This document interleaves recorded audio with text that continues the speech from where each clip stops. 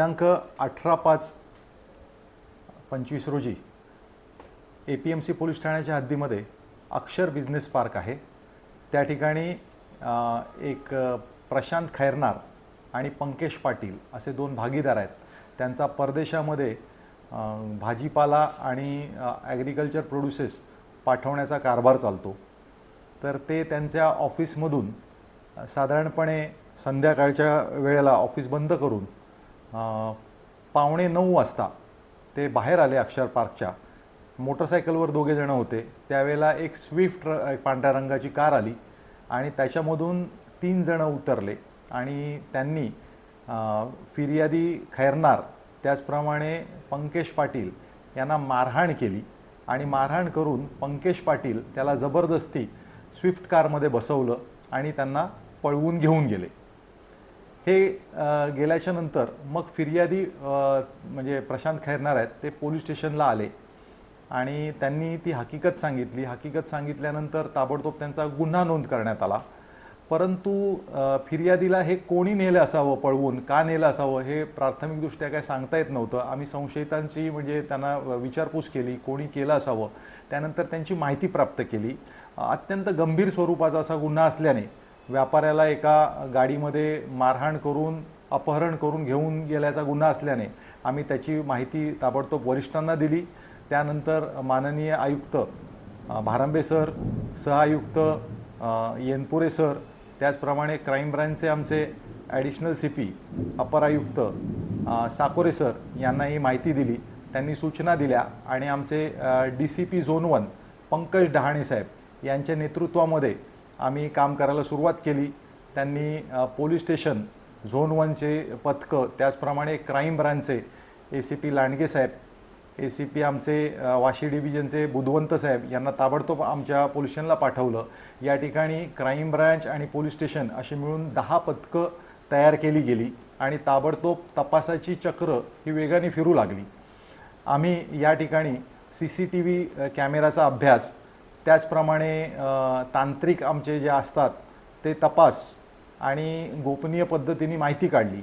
याच्यात आणखीन एक अडचण अशी झाली की ह्या जे आम्हाला जी पहिल्यांदा गाडीची नंबर प्लेट वगैरे मिळाली होती, ती नंबर प्लेट त्यांनी ती डुप्लिकेट लावली होती। त्याच्यामुळे गाडीवाल्यांचं काही आम्हाला तसा क्लू मिळत नव्हता। परंतु इतर सगळ्या तपास कौशल्याने आम्ही त्या आरोपितांना त्यांचा माग काढला आणि त्याचप्रमाणे म्हणजे ह्याच्यामधले जे आरोपी आहेत त्या आरोपी ऋषिकेश इंगोले, मंगेश अस्तरकर, गोपाळ गोरे यांनी त्यांना गाडीमध्ये बसवून फिर्यादीचे आमचे पार्टनर आहेत ते जो अपहरण केलेला जो माणूस आहे पंकेश पाटील यांना ते या आपल्या तळेगावच्या मार्गाने त्याला वाशिममध्ये त्यांनी घेऊन गेले होते आणि जाताना त्यांनी नंबर प्लेट्स बदलणे, कुठलाही जास्तीत जास्त गुंगारा देणे असे प्रयत्न केले होते। परंतु आपण त्यांना ताबडतोब लवकरात लवकर शोधून काढलं, अपहरण केलेल्या माणसाची सुटका केली आणि त्याच्यानंतर त्या माणसांना म्हणजे आरोपी जे आहेत ते टोटल 4 आरोपी आम्ही निष्पन्न झाले। त्याच्यामध्ये एक सागर मनवर नावाचा जो आरोपी आहे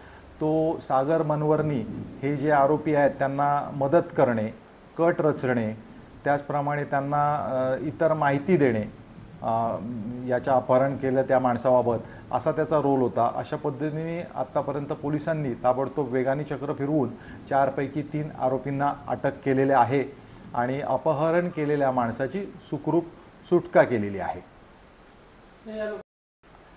याच्यामधले जे अपहरण केलेले पंकेश पाटील आहेत आणि त्यांचे पार्टनर प्रशांत खैरनार हे यांची एक्सपोर्ट करण्याचा, भाजीपाला एक्सपोर्ट करण्याचा, शेतमाल एक्सपोर्ट करण्याचा असा धंदा आहे। याच्यामधला जो आरोपी आहे ऋषिकेश इंगोले यांनी कांद्या एक्सपोर्ट करण्याकरता आपले जे पंकेश पाटील आणि प्रशांत खैरनार यांच्याकडे मार्फतीने दुबईला त्यांचे कांदा कंटेनर एक्सपोर्ट केला होता आणि त्याचे पैसे ते मात्र ह्या ऋषिकेश पाटीलला दिले नव्हते। गेल्या 3 वर्षापासून त्याचे पैसे येणं बाकी होतं आणि त्याचे पैसे सुमारे 3.5 लाख रुपये असं आत्ताच्या तपासामध्ये आत्तापर्यंत निष्पन्न झालेलं आहे की 3.5 लाख रुपये त्याचं मागत होता तो वारंवार, परंतु पैसे न दिल्यामुळे त्यांची याच्या अगोदर भांडणंसुद्धा झाली होती आणि त्या रागातून त्यांनी पैसे देत नाही म्हणून त्याचे पैसे काढून घेण्याकरता त्याला अपहरण करून त्याला वाशिम येथे घेऊन गेले। वाशिम येथे त्यांनी कलम गव्हाण नावाचं वाशिम तालुक्यामध्ये गाव आहे, त्या ठिकाणी आपल्या जे अपहरण केलेले पंकज पाटील आहे त्यांना डांबून ठेवलं होतं, बांधून ठेवलं होतं। त्याची सुटका पोलिसांनी जाऊन केलेली आहे।